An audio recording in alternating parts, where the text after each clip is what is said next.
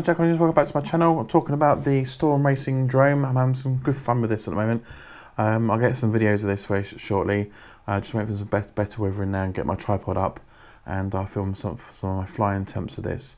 But I'm getting really good. I now can keep it maintained in the air and keep the speed up, and I can fly around with it as well. And I get myself out of some trouble if I end up going too fast. But it is very quick, very fast drone basically. It is really whippy. I haven't gone full throttle on it yet because I'm still getting used to handling it, because I've come down quite hard. So when you start coming down in the air, you've got to really accelerate to slow it down, or it can slam it in the ground. It's a lot of different flying to the Phantom, and no GPS on it. It's all manual driven by yourself, and it can be quite difficult to start with. But now I'm hovering. I'm getting used to hovering. Again, I'm sticking to the basics of going forward, backwards, left to right. I'm not putting any rotation in it yet, because obviously it's on the thumbs, because obviously when the controls are very sensitive. So on the thumbs, you can see it from here, on the thumbs, you've got to be really gentle, and going up, I tend to sort of end up pushing it over too much. So what happens is, as I'm taking off, it actually starts rotating. Because then as I'm rotating, I'm getting in orientated, because obviously controls are sort of a bit weird. But I'm then getting used to now sort of like keeping it straight up, and noticing that as I do turn round to turn it back. It's all practice anyway. But I've gone up quite high up in the air, and also I've gone forward really quickly. It's really, really fast, because we've got to realise is when you go forward really fast, you've got to maintain a bit of altitude as well, because it will go down. And I've noticed coming backwards as well, if you on fast acceleration backwards, does that sort of dip. So it tends to sort of go down. Sometimes it will try and go up. So you've got to keep the speeds and the altitude going as well. So it's quite what's come up on it. Anything I find that I dislike about this is the battery it comes with only lasts 5 minutes. About 5 minutes of flight time, which is not a lot. I suppose in a race, when you do one race, you would have a battery for each race you do. But you can buy the bigger versions of these, which is it looks like 2 of these together. So it'll be like as long as that. And then you get I think you get a double time out of it. I think it's about 10 minutes or so, which is not very much. But being a bit more heavier, you're going to put more weight on your quad. So, and I understand when you add more weight on the quad, it sucks more power to keep the quad in the air. So is it going to be worth it, having an additional battery, taking extra weight? I suppose in a way, when you're racing a drone, you want to keep it as lightweight as possible to get around that track fast. And obviously one battery will be ideal for it. But I've got to buy small batteries. I've only got two batteries. So I'm going to buy small. These I think they're about 15, 20 quid each. Can't remember now. I know they were really cheap. So I'm going to buy another load. You can buy a pack of 3, or you can buy a pack of 5. Pack of 3, I think the pack of 3 was about 20 quid, and then the pack of 5 was about 40 or 50 quid. So I'm going to buy a few more of these, and I'll buy the long one, and we can compare it with it on the quad. We'll fly it with one battery, we'll accelerate it down an end of the field and back, and then we can work out how much power it take using the obviously checker. And I'm going to stick the longer battery on it and do the exact same, come back again, and then see how much it draws on there, see if the extra weight makes any difference on the quad. When you fit in the extra battery, so if I use this other battery as an example because it's longer, they recommend you, let me show you,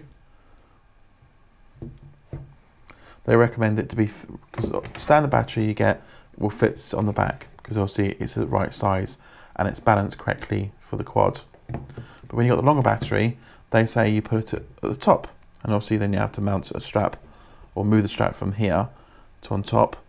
But you've got to adjust. We've got to move this radio receiver forward, because this has got to go on, but it's got to be in central gravity so it balances. So in theory, what they say balances, pick up in the middle with your fingers. If it balances correctly, you've got the battery on right. So you've got to be able to do that when the battery on top is in place to make sure it balances. Because if it doesn't balance and it's too back end heavy, you're going to put a pressure, extra weight on these motors. It's going to work extra fast or extra hard for it, and basically it will then draw more power off your battery. So you've got to make sure that's on the top, in the right place. It looks weird because when that one's on top, you've got this great big gap in the middle, and it looks a bit of an eyesore. I suppose you could try maybe mount it underneath bin central as well. But that's what I recommend is on top. That's where you put the battery. So we'll try and find that out anyway, and we'll give that a go. Apart from that, the racing drone's fantastic. I've got some green props because I thought they stand out a bit more. I bought 30 pairs of these, so these are the first pet set I've put on that I haven't gone through. A bit dirty, but that's about it. But it is a completely different experience than flying. So if you're going to go into racing drones, get one of these, find a field, and practice and practice and practice before you start flying between trees and bushes. I'm going to look at ordering my goggles very soon, because I'm quite excited to try the out-of-body experience, as they say, flying FPV. So I've got used to flying and hovering with this now. So I would order goggles soon, and I will try the out-of-body experience on the goggles. But yeah, that's a really good... I'm chuffing it. It's very fast, so be careful when you're flying this. Just go baby steps with it, because if you go too fast forward, it'll go really quickly, as I found out. And also I've gone up high with this really fast. I've seen some expert flyers with these flying these, and they've whipped it in the air, and it does accelerate really. It's got more acceleration than Phantom has. This has got some power in it, but it's fun. It's all good fun. So I'll get some videos on this on my flight, on my attempts to fly it, and on attempts to flying it fast. And I'm going to buy a few more batteries, because obviously 2's not enough. Get about 5 minutes and I have to get down and put it in again and do it again, but it's not enough.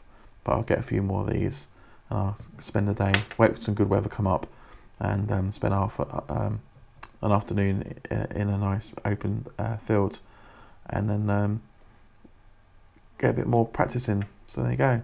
So if you like this, comment below, and I'm doing some competitions very shortly. So if you want to win yourself one of these, let me show you. Pearson Space.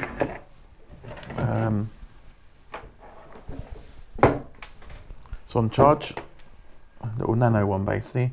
The size of that. There's the big quad. There's a nano one. Right, you can see to compare the differences. Quite tiny little thing. And it comes with these. These are pretty cool. I've got loads of these, so I can put these in competitions. So let's get her on. I'm not sure if it's fully charged up. Okay. And that's it. So hit the bum in the right direction. These are quite fun toys to play with. And oh, there we go. Oh, quite fun. These are great toys to play with. So if you're obviously inbound, because obviously weather issues and stuff, and you really want to get your practice in, get one of these, because these got sort of same controls. You've got your you can flip these as well by pushing on the button on that, and then after a few seconds it'll put into a flip. Let me just turn it off, put it back on again. But yeah, it's good practice for indoor with. Much safer, because you can't do much damage with them, but it has the same controls as the original ones here. So this is all manual flying.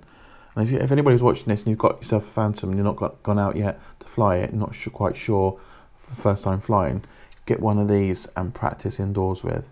Or if you subscribe to my channel, you could win yourself one. I've got loads of these to give away. So there you go. Oh.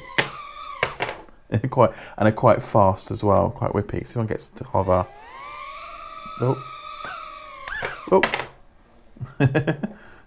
Need a bit more practice.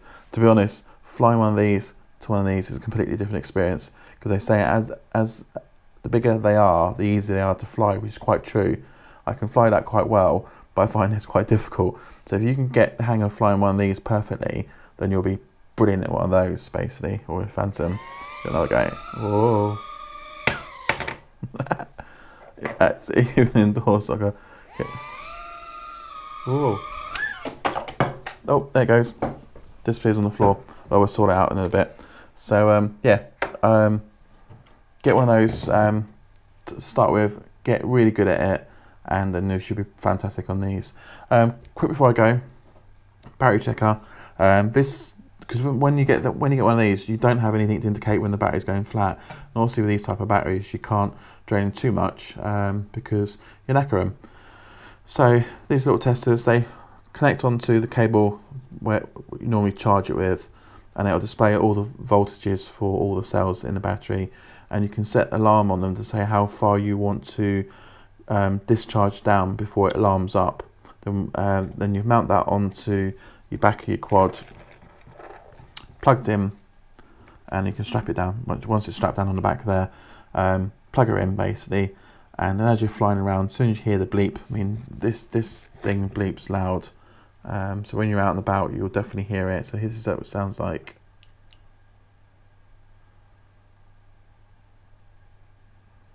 It's not going to bleep now.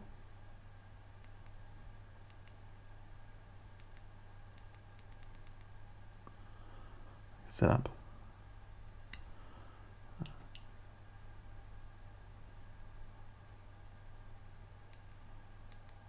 Can't get the bleep now. You can change on there the voltage you want to discharge down to before it alarms. So we'll see if we can get it to alarm. One single button on the top there is quite easy. And it just runs through and tells you the voltages for each of the cells, and then the total voltage. So 11.4 volts. But I can't get it to bleep. I might get it on the bleep on the other one. Let's have a look. I think one of these is charged, one of these is not charged.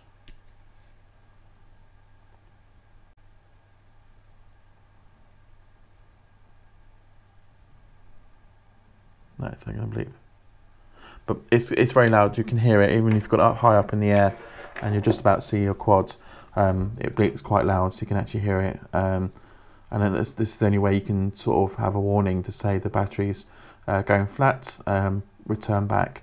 These are quite good. These are only like £5 or £6, I think they are. But they can go up to an 8 cell one as well. So let me have a look on here. So this one's a 4 cell. So plug on.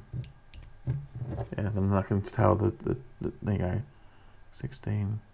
But it takes up to an 8 cell battery, so you can use this for all sorts of stuff. So when you're not flying one of these, you can use it for other stuff you do as well. But yeah, this is the only way you can to alarm it, to just pre-warn you. Because the last thing you want to do is up in the air and suddenly the battery goes and it's going to just fall out. Because they're quite sturdy. You can hit them quite hard on the floor or the grass and stuff. They're quite sturdy itself, but you don't want it falling out of the sky too high because you can actually cause damage at the end of the day. But yeah, no, good fun. So remember, like my channel, subscribe to the channel because there's a lot of subscribers not subscribing, and you get your chance to win one of these tiny little mid quad things, and have some fun with that indoors. So subscribe, and so catch you in the next one. Remember guys, send me an email, so put me an email address below, and any questions you got, you've got issues, or your first time flying, or not sure what to buy, give me a shout, and I'll give you my honest opinion, and any questions you got, if I can solve them for you, I'll get them solved for you. So until then, have fun, safe flying, I'll speak to you soon. Cheers.